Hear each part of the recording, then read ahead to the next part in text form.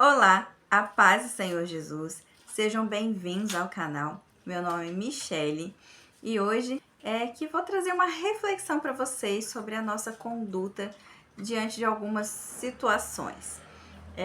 Situações que geralmente trazem muito julgamento ao invés de acolhimento e ensino. Antes de continuar, eu quero pedir para você que está chegando agora no canal, possa se inscrever no canal, deixe um like nesse vídeo, ative as notificações para que você sempre esteja por aqui acompanhando os conteúdos e sendo abençoado. Compartilhe esse vídeo com mais pessoas para que mais pessoas possam ser alcançadas e abençoadas também. Vamos para o nosso tema? Então, gente, o nosso tema eu coloquei até como o título aqui, ó. Isso é pretexto para julgar e excluir? Versículo fora de contexto. Então, muitas vezes nós estamos vendo, presenciando algumas pessoas com algumas atitudes bastante preocupantes, e são pessoas cristãs, pessoas que estão dentro da igreja, que estão vivendo o evangelho, mas ainda não aprenderam uma grande lição, que é sobre como devemos julgar as pessoas. Porque sim, conforme a Bíblia, nós podemos julgar as pessoas, mas nós temos que saber como fazer isso. E por que é importante julgar as pessoas? É importante você julgar as obras das pessoas, os seus comportamentos, as suas atitudes, que ela está agindo conosco, como que ela está agindo em sociedade. Isso tudo é muito importante, porque nós temos que ter um filtro se o que elas estão fazendo está de acordo com a palavra de Deus ou não está de acordo com a palavra de Deus. E a partir daí, nós vamos refletir conforme a palavra de Deus, como vamos interagir com essas pessoas e como vamos tratar essas pessoas. Então, o julgamento ele é importante, mas muitas vezes nós não sabemos como julgar e como proceder ao constatar que alguém está indo por um caminho ruim. Eu estou trazendo esse tema para vocês porque eu presenciei uma conversa sem querer presenciar. Foi um momento assim, eu cheguei no lugar para fazer algo rápido e sair, e nesse chega rápido e sai, foi tempo suficiente de eu presenciar a pessoa julgando ferozmente uma outra pessoa, que ao que tudo indica, nem é cristã. Então, eu comecei a refletir nessa atitude dessa pessoa. O caso é o seguinte, eu não conheço quem estava sendo julgada, só sei que é uma jovem de 18 anos que estava querendo, por estar muito apaixonada pelo seu namorado, estava querendo ir morar junto com o seu namorado. Lógico que para nós cristãos, nós sabemos que isso não é o correto, não é o que a palavra indica para nós. A palavra de Deus, ela condena a fornicação, que são as relações antes do casamento. A palavra de Deus condena isso. Nós, como cristãos, sabemos que isso não é certo, que não devemos praticar isso, que devemos estar nos posicionando, sim, conforme a palavra, contra esse tipo de prática. E essa pessoa, gente, essa pessoa estava julgando muito essa jovem, falando que a mãe tinha que deixar mesmo, que ela tinha que ir, tinha que quebrar a cara, porque ela estava errada, porque está apaixonada, porque está, né, nesse pecado aí, dessa situação de ter esse envolvimento íntimo antes do casamento, e que vai mesmo, vai engravidar, vai passar aperto com o filho, sabe assim, palavras horríveis, gente. Foi um período tão curto, assim, de entra e sai, eu ouvi tanta coisa, que eu fiquei, assim, me sentindo mal, sabe? Me sentindo muito mal, porque eu comecei a pensar, meu Deus, será que essa é a atitude que nós cristãos temos que ter com esse tipo de pessoa? Será que é assim que temos que agir com uma pessoa que é não cristã e que está praticando isso, ou com uma cristã que não entendeu ainda, que não deve fazer e se engana, se apaixona e erra e faz, sabe? Eu fiquei muito preocupada com a situação, porque eu vi nessa oportunidade que a pessoa teve de saber dessa história, uma oportunidade de evangelização e de ensino da palavra de Deus, e não uma oportunidade de condenação. Ai, Michele, é porque você é perfeita? Não, não é porque eu sou perfeita. Mas sabe por quê? Porque um dia eu já estive no lugar dessa moça. Um dia eu também pequei, um dia eu também me apaixonei.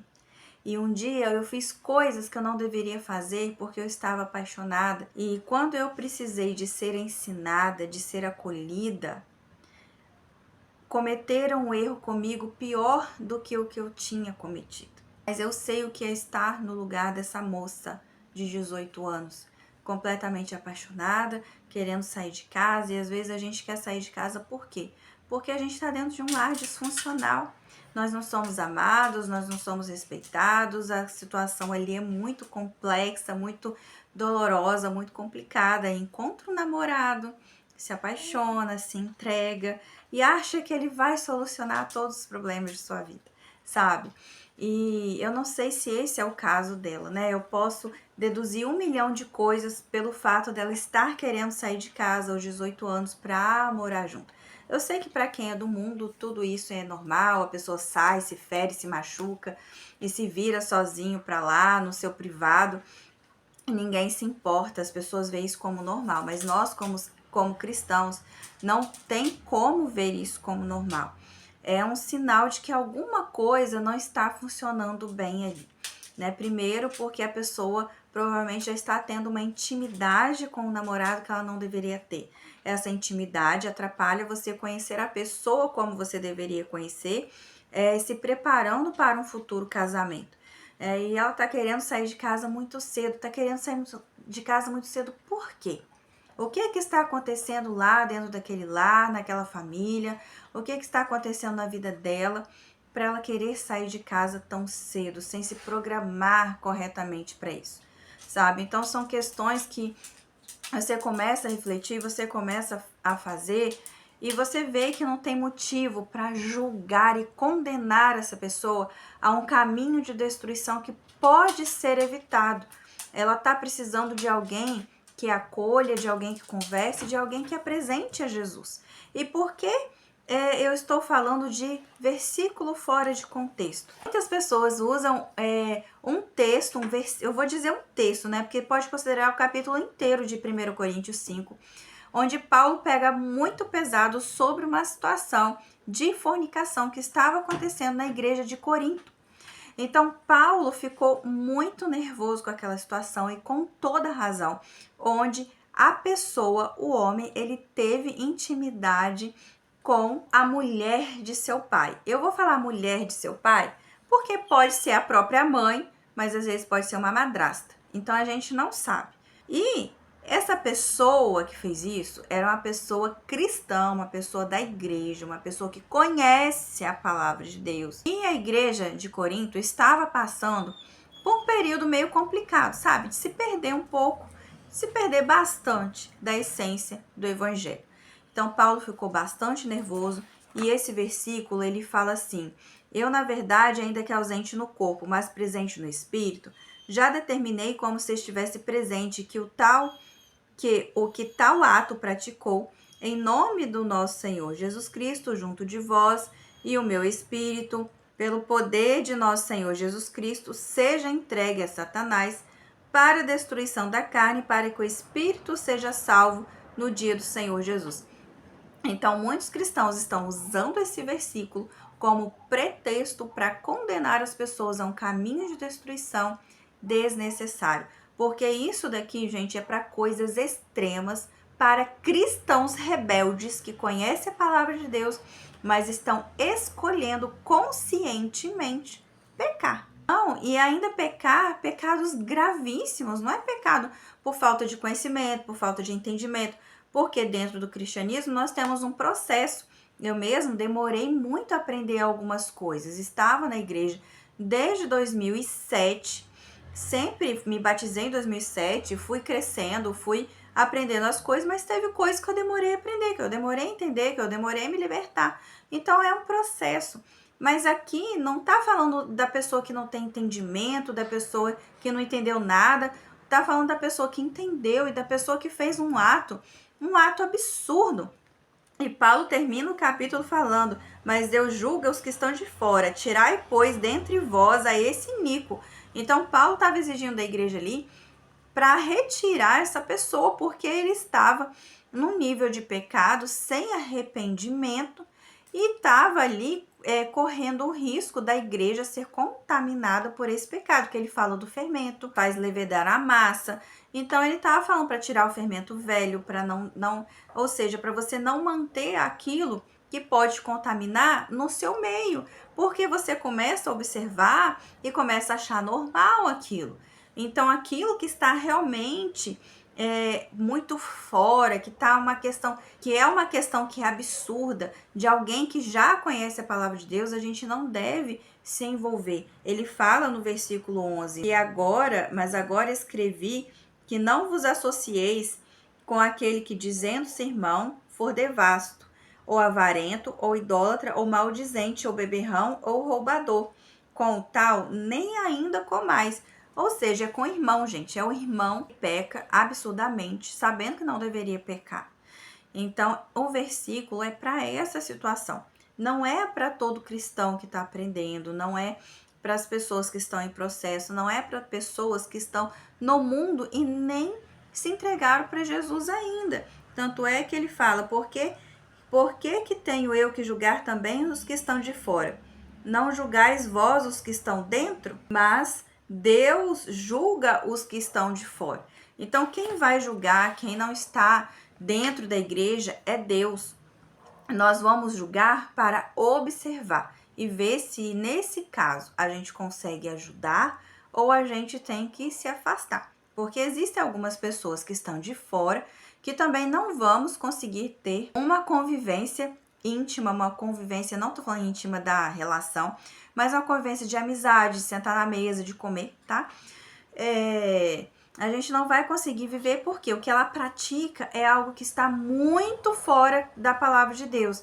Então, muitas vezes a gente vai se aproximar dessa pessoa para dar uma oportunidade a ela de conhecer Jesus, mas não vamos conseguir participar da sua mesa, entende? Então, quando eu vi esse caso, eu fiquei muito preocupada, porque muitas vezes os cristãos estão usando essa passagem de Paulo como pretexto para impedir pessoas de chegarem até Jesus, de conhecerem o amor de Jesus, de conhecerem o seu perdão, de tratar as suas feridas emocionais, de resolver aquilo que ela precisa resolver no seu íntimo, que está levando ela a seguir um caminho de pecado, sabe? Lá em Mateus 7, 3 a 5 fala: e por que reparas tu no argueiro que está no olho de teu irmão, e não vês a trave que está no teu olho? E como dirás a teu irmão, deixa-me tirar o argueiro do teu olho, e eis uma trave no teu?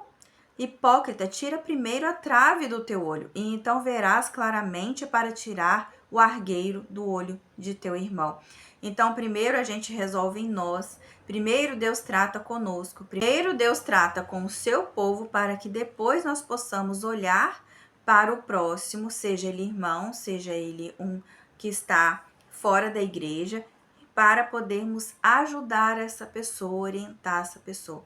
Temos que ser como o pai do filho pródigo, que muitas vezes vê, né, o seu filho indo para um caminho que não vai ser bom, mas ele vai acabar retornando. E precisamos ter a humildade também de receber aqueles que foram e se machucaram e hoje precisam retornar. E muitas vezes nós fechamos a porta. Não, você foi, você errou, você pecou. Quem mandou você ir? Quem mandou você casar? Quem mandou você juntar? Quem mandou você ir morar junto? Se vira. Gente, a Bíblia não ensina isso, sabe? E se essa pessoa sai de casa, aí o cara se revela uma pessoa que não é boa, uma pessoa que não é saudável, uma pessoa que agride. Essa pessoa vai poder voltar para casa se ela for expulsa de casa, como foi sugerido na conversa? Vai mesmo, some da minha frente, quebra a cara, que se lasque, né? Será que essa pessoa vai ter apoio se tudo der errado? Sabe, nós precisamos exercer o perdão, a compaixão, o amor, a misericórdia. Lógico que jamais vendo o pecado como algo normal, mas essas oportunidades são oportunidades de evangelismo, de discipulado, de ensino. Muitas pessoas precisam aprender que esse não é o caminho. Elas não têm que ser julgadas e condenadas. Elas precisam aprender que esse não é o caminho e que Jesus tem um caminho melhor para elas. Por que que muitas vezes muitos cristãos acham que eles, nossa, eu sou santo, perfeito, maravilhoso, eu posso sair julgando todo mundo. Tá errado, vai pro inferno. Tá errado, vai pro inferno. Tá errado, vai pro inferno. Meu Deus, não é assim. Não é isso que Jesus ensinou para nós. Jesus ensinou a gente a amar o nosso próximo como a nós mesmos e não sair por aí tampando pedra. Eu sei que tem muitos memes na internet, né? Falando que às vezes o próximo não colabora, não ajuda, mas não interessa se o próximo não colabora e não ajuda. O que interessa é o que a Bíblia diz, é o que a palavra de Deus nos ensina. Essa conversa, ela é muito comum. Infelizmente, eu tenho observado muito e me doeu, porque um dia eu precisei de ser acolhida também, precisei de ser discipulada, precisei de ser amada, perdoada, ensinada, e eu não fui, gente. Pessoas cristãs, crentes, que deveriam ter cuidado de mim, ter me amado, ter me ajudado, ter tido paciência de abrir os meus olhos, de ver que aquilo que eu estava fazendo não estava certo. E eles me condenaram, tamparam as pedras. E essa menina está passando pela mesma situação.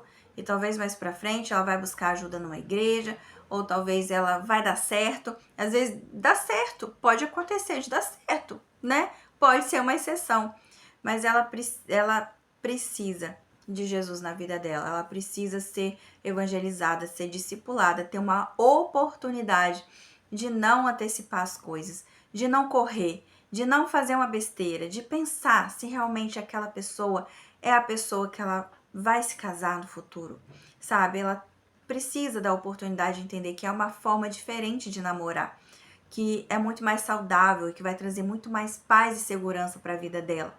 E por que que as pessoas estão julgando, estão condenando, se sentindo superiores, sentindo mais santos do que todo mundo para poder condenar essa pessoa?